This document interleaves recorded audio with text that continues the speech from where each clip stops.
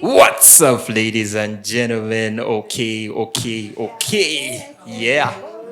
It's that time of the week again, ladies and gentlemen. It's Sunday, and you know what that means. It means another episode of the Talk Track podcast. Thank you for being here with us today. For those of you who want to watch soccer, Chan is on. So like African teams are playing and all that stuff. Yesterday, Tanzania played Burkina Faso and Burkina Faso lost. I don't think Traore is happy with that. So the Talk Track is an independent production of the Kara Junkies. It's produced, edited, and sound mixed and shot by Morris, aka Moro Moro, aka No Longer Mukono Moja, aka Bilateral DJ, aka Oji Kara Junkie, aka the father of the Kara bike, aka Roland's first. Roland is a girl, eh? Roland is a girl. Roland is our mixer here. Roland is a lady, aka Roland's first boyfriend. And as usual, I'm your host for the evening. My name is Roy. You can call me the Alchemist. You can call me Kamada. You can call me Oechigege. You can call me Achawa Giramanyu. You can also call me Nofachi Neviense. You are brave. Keep going. and many other names that are yet to be revealed in due course. We don't own any of the rights to the music you're going to be hearing playing in the background. Also, all the opinions presented on the Talk Track are not representative of the entities affiliated with the Talk Track, that is the Barrow House, or the Kara Junkies. These are opinions presented by people through their lived experience. However, if you do feel like you want to add something or comment on something, you can check us out on our socials at Talk Track UG on YouTube and the Barrow House Radio on Mixcloud. Feel free to like, subscribe, leave a comment, follow where possible. You know those things. I'm slowly being turned into an influencer.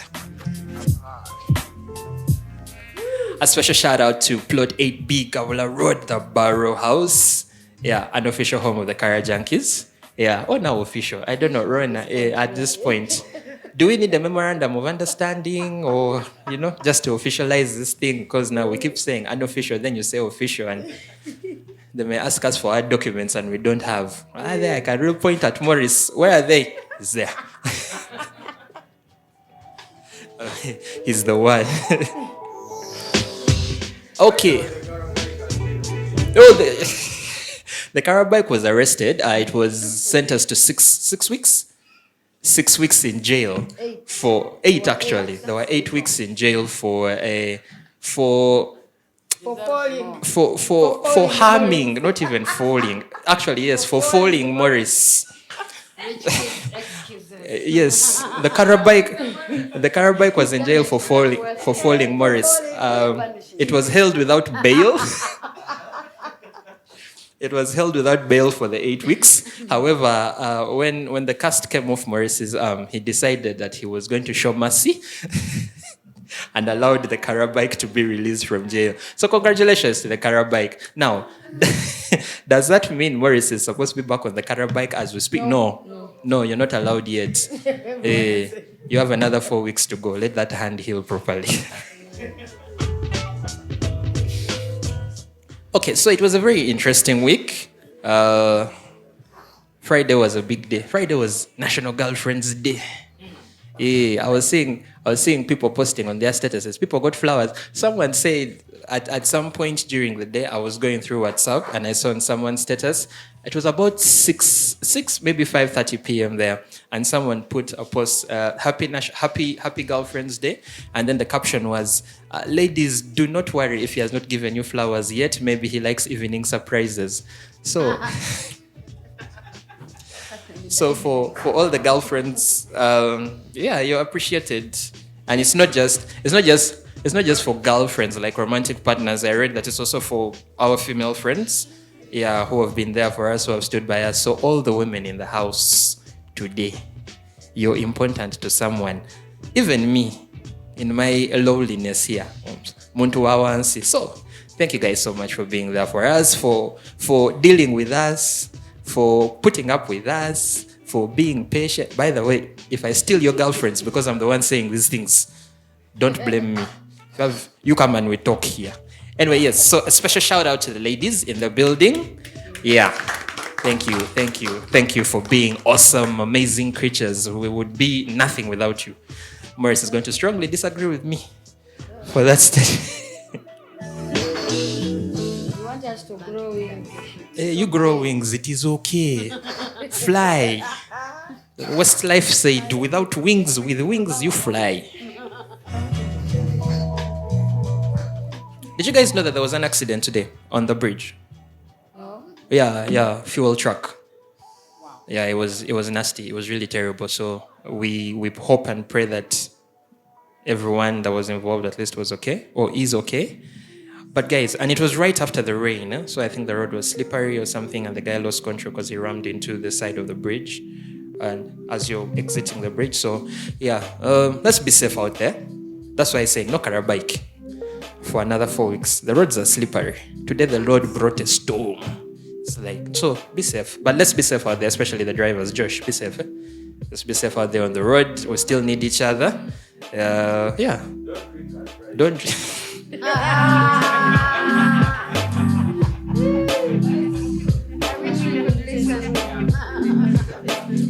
Anyway, that aside, last week we tackled something very, very, I don't know if it was heavy. I don't want to use the word heavy. I would like to say it was very enlightening for, at least for the people that were around. We were talking about confronting and sitting with or making space for the uncomfortable emotions that we feel, right? How do you deal with that? Do you open up to people? Do you find ways to deal with it on your own? And, we had a lot of varying but very, very enlightening ideas. Yeah? Varying but enlightening. There was team talk and there was team keep it to yourself. There was team go to the gym and there was team be sure who you're talking to. And then there was team me, I go cry my things and then I come back. there was also that team. There was also that team. But I also realized it's not enough to talk about just sitting with those emotions, because anytime we sit with an uncomfortable emotion, and uncomfortable doesn't mean it's negative, right? It doesn't mean it's the worst thing that's happened. Also, being extremely happy could be uncomfortable for some people. Like they're so wired for their flight or fight response is so active. They're so wired for danger that when there is no danger, they're also uncomfortable. You're like, what is going on, man? Just relax. There is no war. It's like, no. You see that as scary. Anytime, he'll cock that gun. I'm just waiting. Like, guy, relax. That's your trauma speaking. But more than just now confronting the emotions, what I want us to discuss today is what comes after, right? The aftermath of we've sat with those emotions. Maybe we've talked about them, maybe we haven't talked about them, okay? But what I want us to discuss now is what comes after. What do we do when we have eventually sat or not sat with our uncomfortable emotion, right? So my first question to all of us is around the messiness of life. And a lot of the uncomfortable emotions we feel usually surround the messiness. And it could be positive, it could be negative, but around the messiness of life, right? So you've done that, you've done the work, you've sat with your discomfort. What next? Like, what does it mean to truly make peace with life's messiness? That is our first question for the day. What does it mean to truly make peace with life's messiness? You've gone through the uncomfortable thing. You've sat with the uncomfortable emotion, right? So you've gotten to the point where you feel like, I have made peace with this. I'm okay with this. So what does it mean to actually make peace with life's messiness, with that discomfort around us? I told you I had interesting questions for you today. Let us start. People are thinking. What it means to make peace? With life's messiness. In the meantime, a special shout out to the Bar House one more time. I think it's knowing that that's what it's going to be, no matter what. See, when we accept that life is messy, it means accepting, really accepting, not just by giving ourselves motivational, yeah? It's knowing that it's like a loop. It's just going to keep. That's how life is. And that's why we have terms like that is life.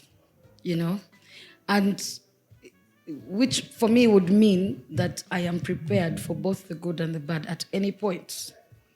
I should be willing to take it in. I should not just because, oh, now I've sat with it, I've accepted, that I begin to live in denial of what life really is. You get? Because then my expectations are going to be very hard to meet. There's so many factors that surround the kind of life that we experience and live. So I think for me, it is knowing that that's just how it's going to be. You get? It's like saying, oh, over time we've changed how we make movies, but there are certain things that have not changed. You get what I'm saying? We still have to go through certain steps to get the end product, no matter what kind of new technology. So accepting it for me means knowing that that's how it's just going to be. So not telling yourself, because when you're in denial, you begin to do worse. You eat, it's like you're eating into yourself, yeah? And that's not good. We end up in need for going to psychiatric, office. Those ones. Yeah. Eh. Someone said therapy. Therapy is not necessarily a bad thing.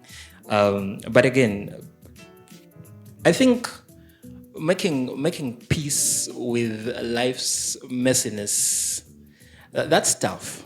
No one ever wants to accept that life is messy, regardless of how many times it shows you that it's messy. No one really wants to accept that life is messy because that involves more often than not confronting certain truths that are quite difficult to swallow. You can swallow them, but can you digest them? There's also another thing, right? And it's a whole. I think it's a process, and it's a process that starts with allowing yourself to accept the reality of life, right? And once you've gotten to that, then I feel like everything else that comes after that could come naturally. But I think it has to be like a conscious decision that we make as people. Okay, I've sat with this, I have dealt with this. What does this teach me about life and maybe its certainties or uncertainties, right? But yeah, still on that same question. How do we make peace with life's messiness? Olivia, it felt like you wanted to say something. So how personally how I make peace with life's messiness is accepting things as they are. Like, okay, this has happened in my life, and I allow myself to feel the pain. I don't suppress it because I understand healing comes. It will not heal. I will not heal if I suppress it and pretend it has not happened. And also, I try to watch the period of time that I'm accepting myself to go through this, because when you prolong it, it becomes depression or all those other medical situations. So it is really coming in terms that life is a whole big mess, and it's okay, and I cannot do anything about it, and feeling the pain and looking for the way forward. Like, how do I move on from this? How do I? Yeah. So basically, that's it for me. Ah, nice. Speaking of pain, I'm glad you brought up pain. A big part, I think, of this particular topic is, especially for today, considering we're talking about the aftermath of sitting with that discomfort. I think a big part of today's topic is, the gap between awareness and acceptance, right? So most of the time, we're in positions where we've gone through what we've gone through, right? And you often ask, and I don't think we ask ourselves these questions enough. I think people around us are normally the ones that do it. The questions like, what happens after you've dealt with the hard stuff, or you've faced the hard stuff, or is just recognizing that you are going through the hard stuff and accepting that you're going through the hard stuff and working through that hard stuff. Is just recognizing that enough. And some of our most common responses to the things that we are feeling is the urge to fix. We want to escape. We want to maybe numb that pain that we're feeling, or that discomfort. We even sometimes use spiritual bypasses. Yeah, I go to church every day for 4 hours and just look. I look at the altar and tell God, my guy, I am here, but I was here yesterday also, but I was here on Friday also, but, and God is like, but what? Like what's yeah. So after we've acknowledged the pain that we've been through, or after we've acknowledged the discomfort, is it utterly necessary for us to let that pain or that discomfort reshape us or change us?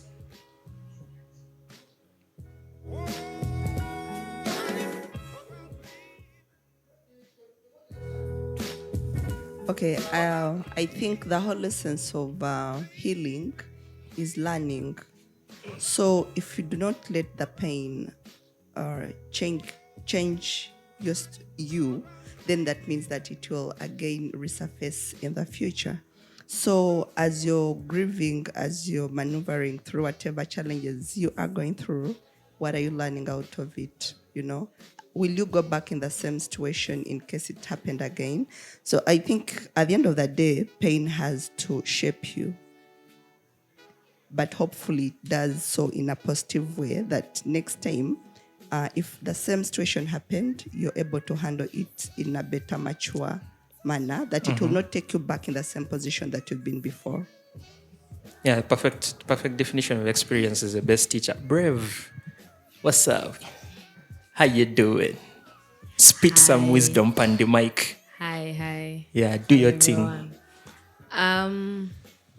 Okay, I wanted to talk about the earlier question in regards to how do you get to the point of acceptance with whatever situation someone is going through in life. And what we need to know is that life is not perfect. We live in an imperfect world. We are imperfect beings doing imperfect things, making imperfect things, and trying to. Everything is not. There's nothing perfect with it, right? From the science to the what to everything. So you can't expect something to go extremely perfectly all the time, every time, when you yourself are imperfect and you're living in an imperfect situation. So coming to terms with such facts sometimes helps to heal. And of course, pain. Pain teaches a lot. It's Imagine Dragons, my love, my drive, it came from pain. It teaches a lot. It teaches how to love better, how to maneuver things better, how to recognize situations better. It sharpens your fight and flight response. It makes you a better being. That is if you let it make you a better being. If you do not let it break you to a point where it can't make you after. Because it's supposed to kind of break you, I won't lie, then reshape you to a better version of you. Yeah, but sometimes, not all the times do people get to the other side of it all. But yeah, being an imperfect world and all that, it's sometimes the negative that teaches, and it teaches much faster than the positive. So pain can have a positive influence in a person, yes. Yeah. Speaking of pain and healing, something that has been running through my mind, especially now, after listening to you all, is we're all approaching this with a lot of positivity, in the sense that we have crafted our responses around the scenario of someone, or a situation where someone has accepted their pain, they've acknowledged their pain, and they've let this pain reshape them in a positive manner, right? But that is speaking in the sense that this person has actually allowed themselves to go through that process, right? But remember, we are in a society that likes things done quickly, right? We're in a society of convenience. So I think even sometimes we treat our feelings, we try to make our feelings as convenient as possible, right? In that we try to rush through the processes. Either we don't want to feel what we have to feel, or we try to avoid what we are feeling, or just pretend it doesn't exist, like, at all, right? So, do you think we are in a society where we're in a society, or do you think we have become a people who expect clarity, and neat closure really quickly? Like, have we become that kind of society that is so averse to actually acknowledging what we're going through that we try to like rush the process. Yeah? And if so, why?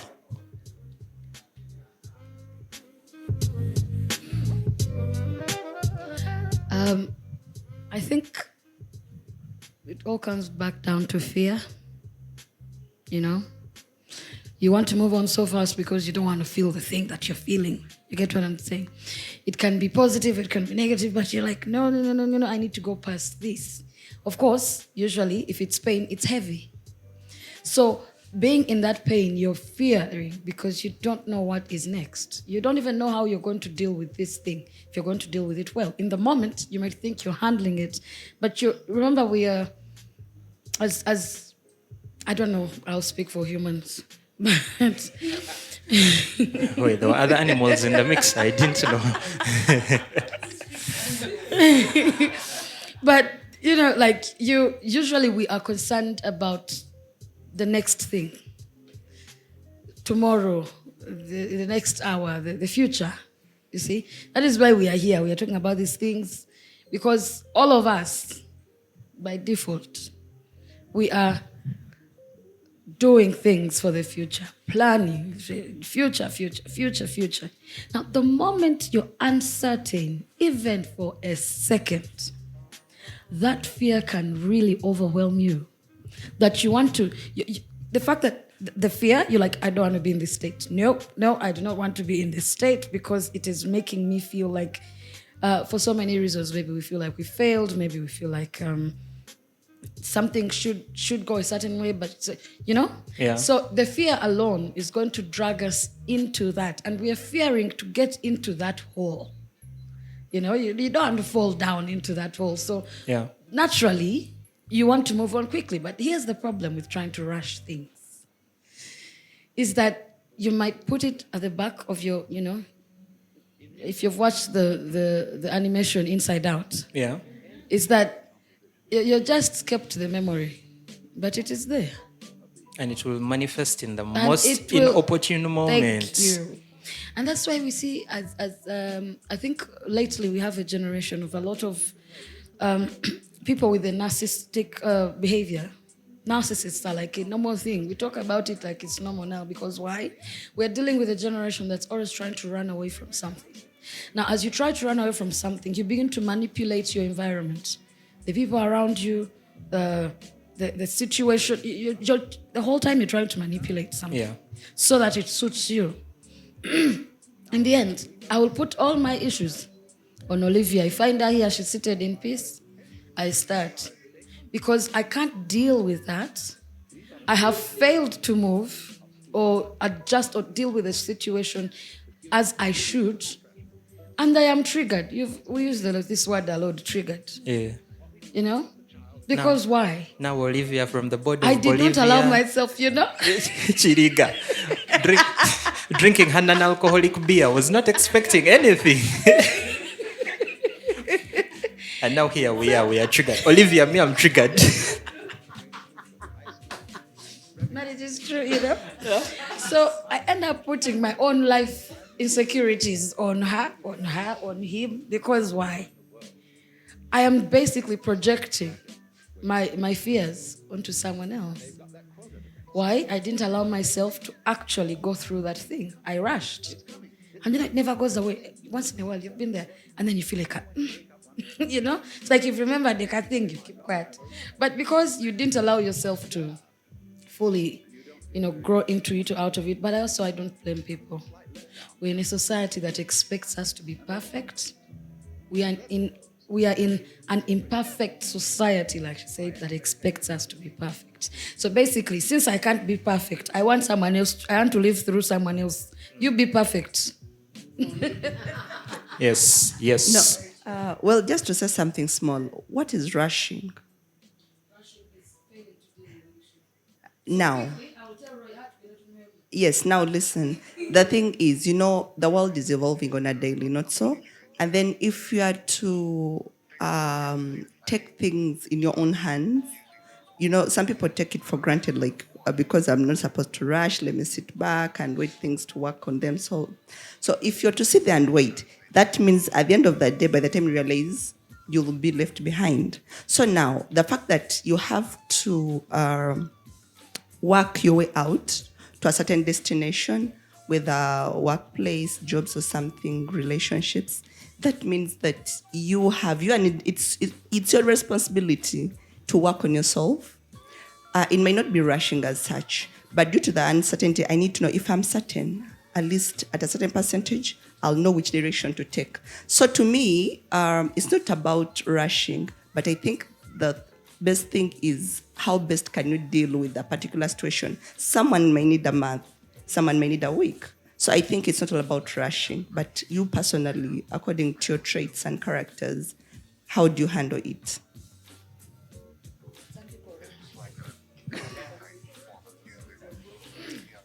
Yeah.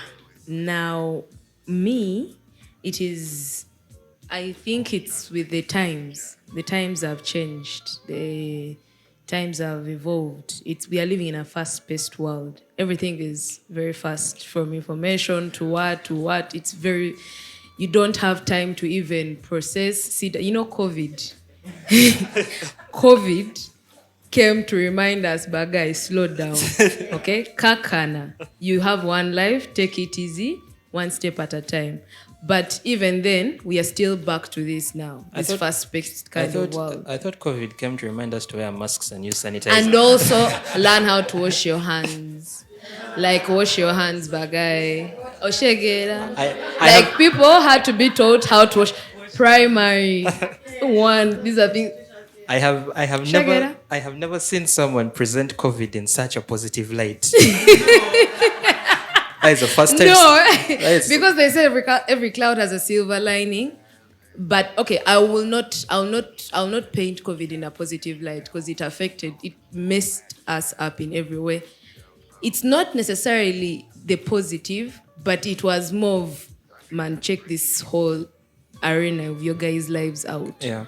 The way we live, the way we handle things, the way we move. Someone has a heartbreak. Why is suffering, sitting at home processing this? Why don't you just go out and party? Like, the only X I want is extra money. All these things. Like, yeah, everything is fast-paced, eh? And you don't even have time to sit back and reflect, think, and internalize and go like, okay, let me try to do this, let me try to change this, let me try to do that. And yeah, that is really affecting people. That's why you see people are rushing, but people don't even have time they don't even know they are rushing. They don't even have time to think that they are rushing. They just are away because that is the way of life as it is right now in this day and age. Yeah. Mm-hmm. So yeah, that's what I feel. Yes. And then lastly, as you're seated back home trying to figure out things, like you're maybe mourning, and then the world will not wait for you. Like we can be here. Okay, like for example, there was an incident where I was yesterday. I was with some colleagues somewhere partying, and then one of us got attacked. Now, as this one was trying to sob and a few people who were around, others' life was moving on. I mean, people don't have time to process. So it's better you grieve on job.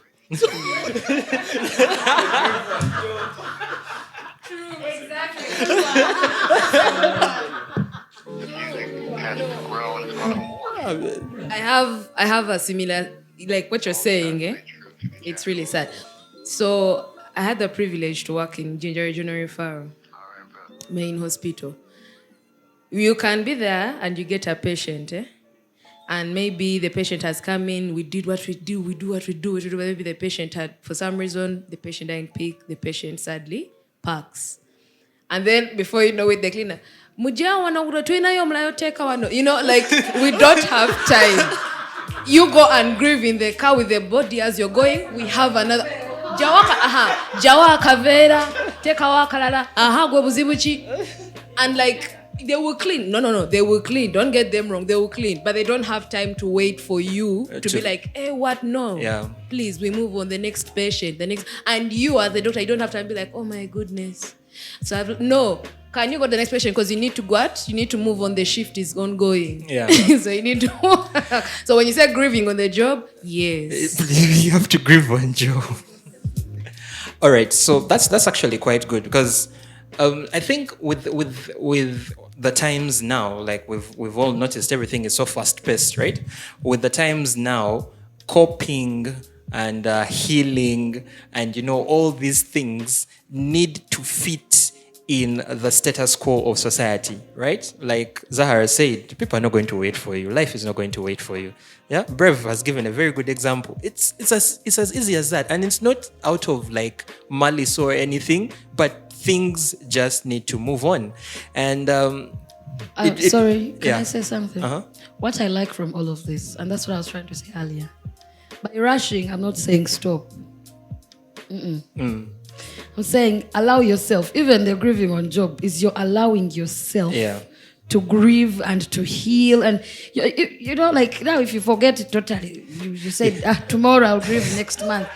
It's like you get. But I will expedite the process. What I like is that we've all agreed the core or main thing is to allow yourself to actually go through these emotions: happiness, sadness, pain, fear.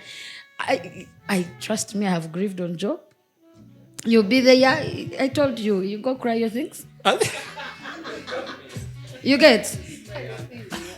So, in fact, even being around people for me has helped me heal. On so many aspects. But I've still showed up. I've still said I'm coming to work. I need to make that money. I need to. But in that process, I am allowing myself. And like we talked last week, it's important the people who are surrounding you. Are they helping you heal also? Because you can go home and sit and you don't heal. That is or true. you can go on job and you don't. People are dying. Hands are itching. I wanted to, for everyone that is viewing this, I don't want to confuse people that are not in their own jobs. You're not going to grieve in my supermarket. You're not going to be working at customer service. And just because you watched Auntie Rowena say grieve on your job, you do it in my work. So, you guys, these things, it's very easy. Even if it's your own work, it's going to be very hard for you to grieve there. You're going to find yourself, hi guys, hi everyone, are you guys good? And then you run to that toilet and grieve. Yes. Then you come back, like, With but red you eyes. cannot grieve in someone's job. Okay, just something small. I think all of us who have ever been faced with two different emotions at the same time. Like now maybe you're in a workplace, you're with friends, you're going through something personal, and you don't want them to share. So you have to. Okay, you have to pay it, and then you're like.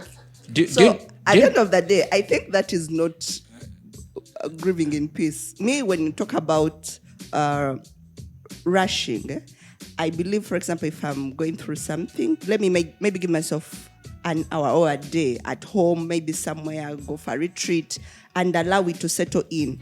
But these things where we go and have double faces, double emotions in public, wherever, that's not the right way to grieve. That's why I'm like, it would be like, if we are doing that, we are doing so because of the situation that the world is moving so fast. Yeah. So what do Manchester United fans do now? Because on But there is Mbwemo now. on a weekly basis, Right now there is Mbwemo, so we hope and pray. thank you. Now, for me, for pain, I say we just need to talk about it, accept, reconcile, move on. Because these are the things which keep on coming back. But if you've talked about something with someone, I like grieving, yes, the idea is good. But you're grieving after you talking about it, accepting it, reconciling, and you move on. Because pain is going to be there in one way or the other. So, you said it seems like the world is fast-paced. We move on from our pain so easily. But first of all, we have so many coping mechanisms lately. Yeah? So when some bad stuff happens to you, you have so many ways you can get over that pain. Also, the world can be so harsh to many people that pain has become a part of us. And sometimes nobody cares about your pain. Yeah? True. So you just have to find a way to move on. Facts. Okay? And it works very well, by the way. Yeah. Because even if you share, some people will make you feel bad that you're going through something. And most will just throw judgment at you. Yeah. Yeah? Yeah. Yeah. Hit the gym.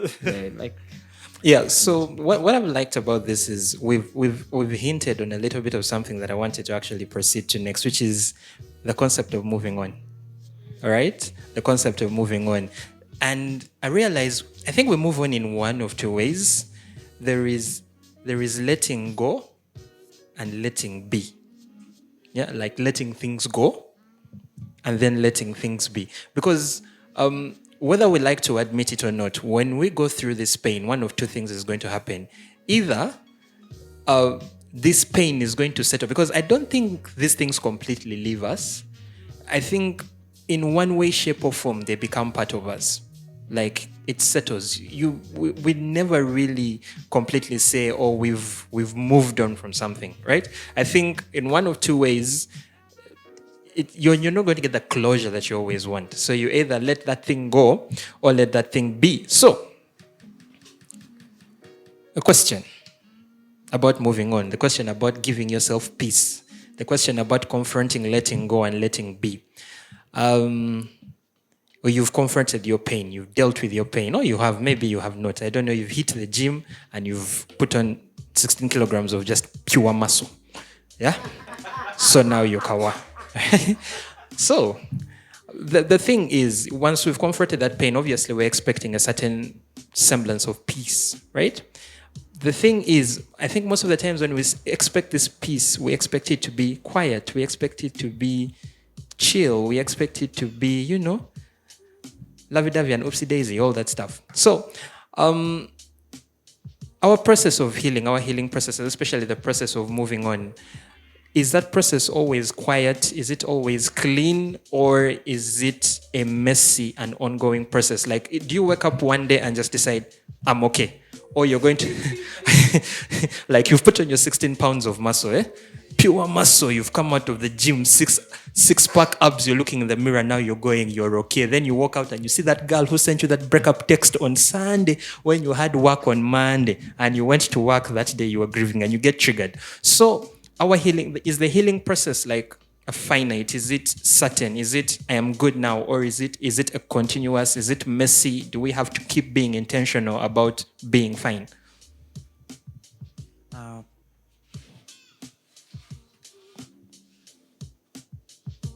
Personally, I think it's a gradual process. You don't rush because it's not something you just insert in your mind and you're like, okay, I'm okay now. It has to be gradual. It comes at its own time, actually. You don't decide when when you should be okay. You might do some things to try make yourself better, not think about it, try to convince yourself that it is what it is, you can't turn it back.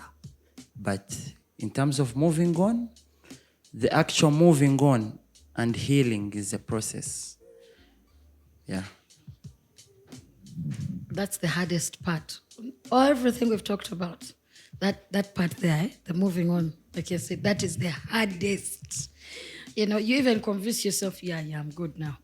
First thing in the morning, because you don't decide. If only we had on and off switches, yeah, life would be good. Oh, like the vampires in the Vampire Diaries, you just turn it off. So that is the hardest process. In fact, dealing with the pain and every other thing, because you don't choose how it goes, that may be easier. But the moving on part,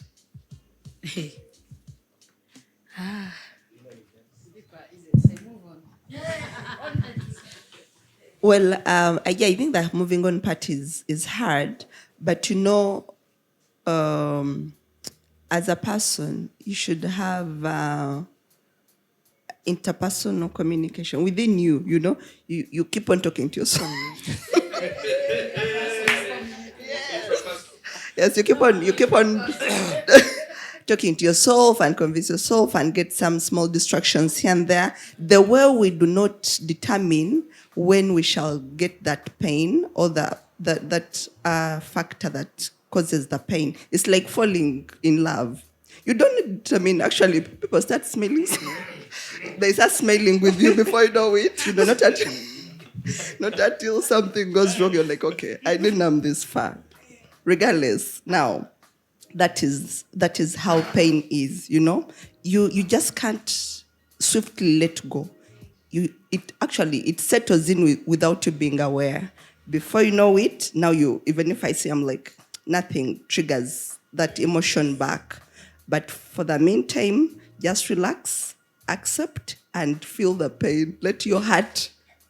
Actually, that ache that you can't touch is the worst.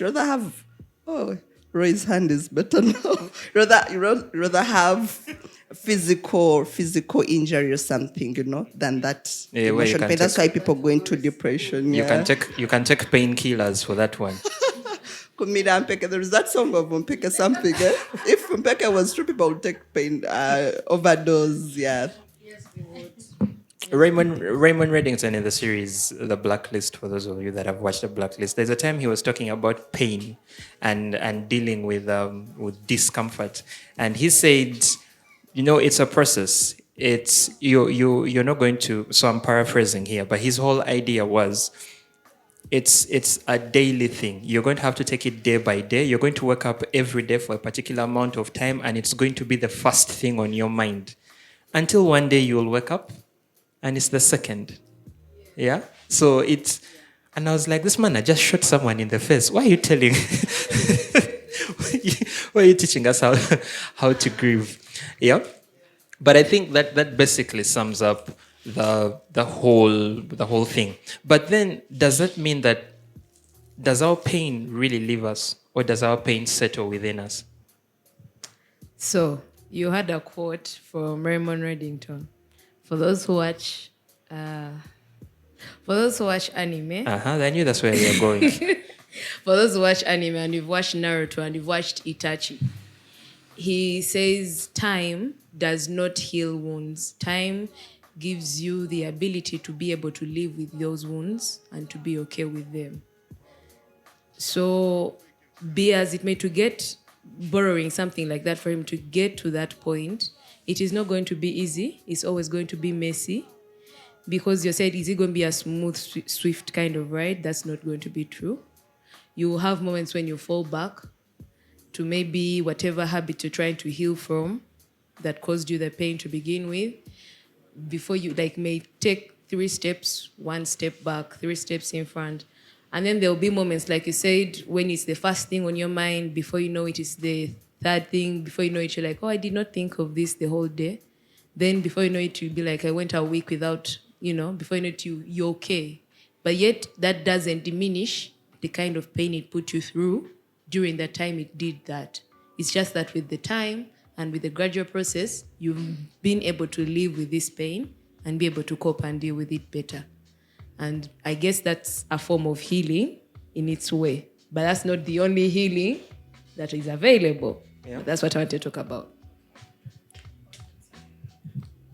Hallelujah. So the truth is, you just sort of learn to live with something. Yeah. That is why, like I said, there are things that are going to just, like I said, we use the word trigger a lot these days. That's why you can sit here and narrate a story of 10 years ago. Yeah, it hasn't really left you. But I think it comes back down to acceptance, like he said. Because so many times, by the way, just as life is, whoever said history repeats itself, it is true. Yeah. Yeah, it may come differently, but something's going to take you back to something. And there is pain that never really goes away. You get? There is pain that, like, yes, we are living with these things. And those are the things that have shaped us to be the people we are. How I'm going to deal with a situation is because of how, or it's because of my experiences or the things that have happened to me, good or bad. I know people, they can be happy, but they don't know how to you look at the person, you're like, but are you happy? Like, wait, this is good news. Are you happy? The person's like, yeah, I'm happy. And you don't know why they're like that, by the way. They may not also know. Yeah. The rest of us, hey, you guys, you know. The other one is like, yeah, good stuff. You get? Then there are people, because maybe you've never experienced that pain like that, you break. Someone else is like, same old. Yeah, those people will go. Anyway. So, at the end of the day, I think these things they sort of shape us. We shall talk about pain. Yeah. We shall talk about healing. We shall talk about all these things. Let's talk about something we have not factored in all of this mindset. The way you've spoken about it, there is people who on like extreme ends of the emotions, and like you said, someone has just won the lottery, and one person will go jump over Mbisiwe's clinic, run through Fatima, make a hole there and keep running, then walk on water. And then another person will just be like, there we go. And then like pain. Someone goes through pain and, that pain breaks them, but someone is also going through something similar and they're like, anyway, we'll see what to do. So what role does mindset play, not only in accepting our discomfort, but also finding peace with it? How big of a role does mindset play in that? Thank you. Yes, to me, I would say we are different. We are totally different. We are crafted differently. So here, as we are moving on, you've gotten information from other people are consoling you. You have to sit yourself. There is the person we call the inner man.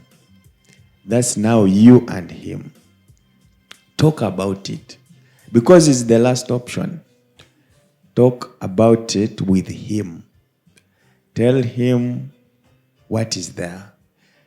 And tell him that we need change. We are supposed to craft it differently. Now, for example, me, I keep quiet a lot. But my keeping quiet, I'm digesting. Whatever they are telling me, I'm digesting to see how I'm going to tackle the situation. So the thing is, it's you and your inner man. Even if they guide you, like for example, me, even if you sit me for a full year telling me that Arsenal is bad, no, I will not go for Man U. Yes, I can't. Even if they tell me that they've bought Cunha, they've bought Mbeumo, I can't. Because as a Man U fan, that's I have the way suffered. I'm crafted. All Arsenal fans are like that. They are they are crafted. But you guys do know that inner man is confused. Okay.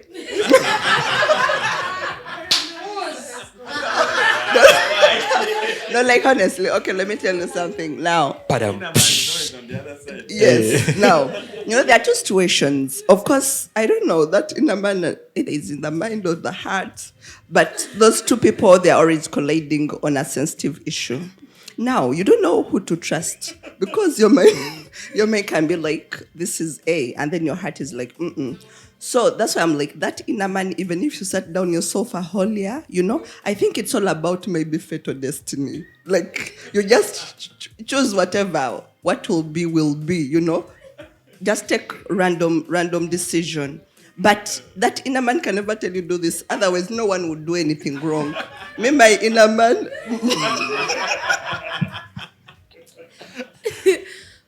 Yes, what she's saying is true. Actually, each of them, their points are valid. There is a point where you have to sit down and talk to yourself within yourself and be like, okay, no, this ain't happening. This ain't doing this. I'm not doing this. This has to change. That can also help when moving on. But if you are a confused being, on the inside, you also be what? Confused. So also the inner man will not know what to do with you. So this is when people come up with lists of pros and cons of different situations. You write a pros list and a cons list. And also, what also helps in that case is experience. Yeah. Experience. You sit back and you're like, okay, I have been in this situation before. I walked down that road and Yeah. I've seen how that ends. Yeah. I'm not going to do that again. You don't need the confusion. You don't even need the inner man. You just need your PTSD. To go like, no, I am not doing that again. So, the first one, no, you don't know. You don't know anything. It is until it hits you or whatever it is. And you pray, you are in a situation where you recovered enough. That's why they used to say, when someone shoots at you, you may take out the bullet because it hurts you, but keep the shell for memory. Keep the shell for memory. First say that again. When someone shoots you. When someone shoots at you, okay, you take out the bullet because that's going to hurt you. That's going to kill you, Yeah. okay? But you keep its shell for memory. Uh-huh. So that, like a memory B cell in your body, like, no, I remember this infection. No, I remember this situation. Yeah. This is the shell that you're keeping. Yeah. So that experience will shape also the inner man, and that will also shape your mindset outwardly, how you look at things then in future. Imagine talking to your inner man. You're like, guy, what do we do? And he's like, you're asking me. You've been there. Are you? Exactly. Look, I thought you knew. Why are you asking me?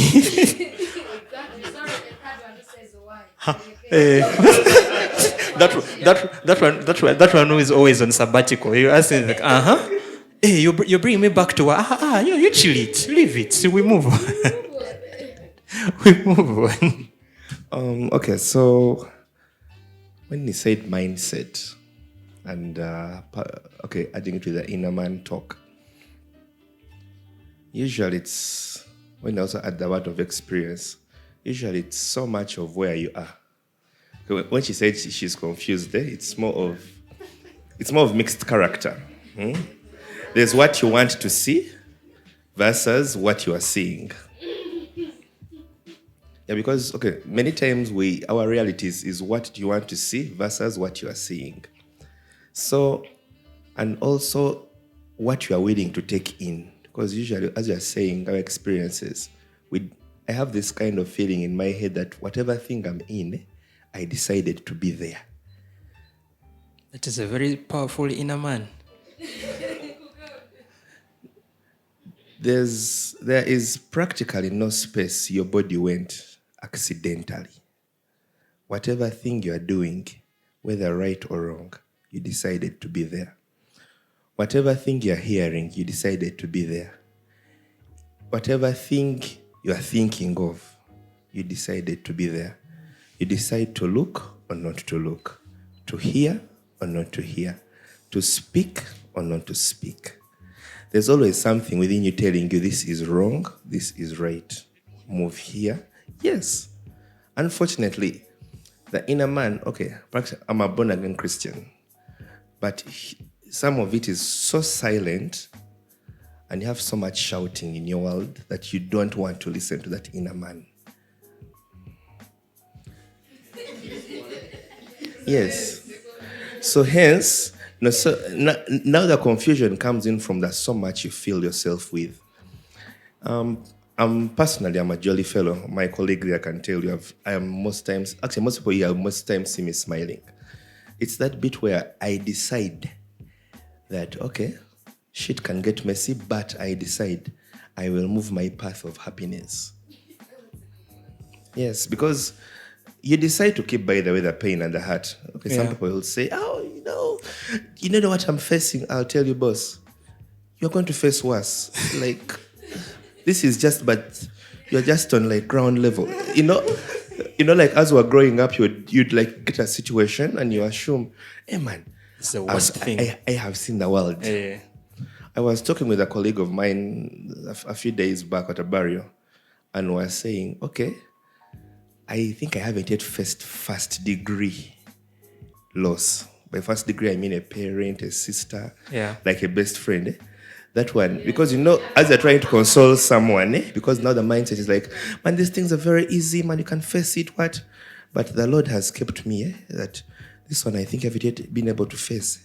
First wait, because first degree loss is different. Yeah. If you meet someone who has lost a distant friend, someone who has, their friend lost a cousin, their friend lost a mother, it's different from when you have lost. Yeah. So your mindset, as you come to it, you can come, man, stuff is, now some of us even grieve in funny ways. I can be in a burial and I will not cry a single tear. Then after like 3 weeks, I remember some good stuff the guy did and I start crying solo. So now you're like, why were you crying? But it's a mindset thing of, you decide where you're going to go because it is a decision. There's nothing which comes by mistake. That's why currently, if I do some badness, now I usually tell my inner man, there, I heard your voice. Then when it beats me, I don't come and I start, those prayers of God, I don't know what was happening. I knew. Because, they say they are now they have given a bigger factor of now they're like 3. There's one who goes on a sabbatical, one is on the opposite. But there's always something within you. Some people call it a moral compass, which tells you, boss, this place you're going to is definitely going to take you on a hillbilly, like it's going to take you on a hell track. It's a definite wrong track. Yeah. But something within you still tells, something within your mind that assures you, man, shit can happen, you can face it. So when you land there in the ditch, you start, man, I didn't know, it was there in you. Yeah. Yeah. All right. Zahara, you're going to close us out.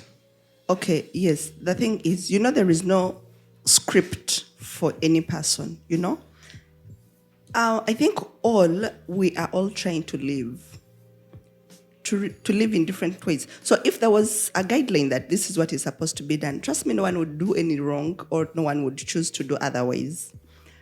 But since we are living, that's why we make mistakes. That inner man would be the one who has told you to do a mistake.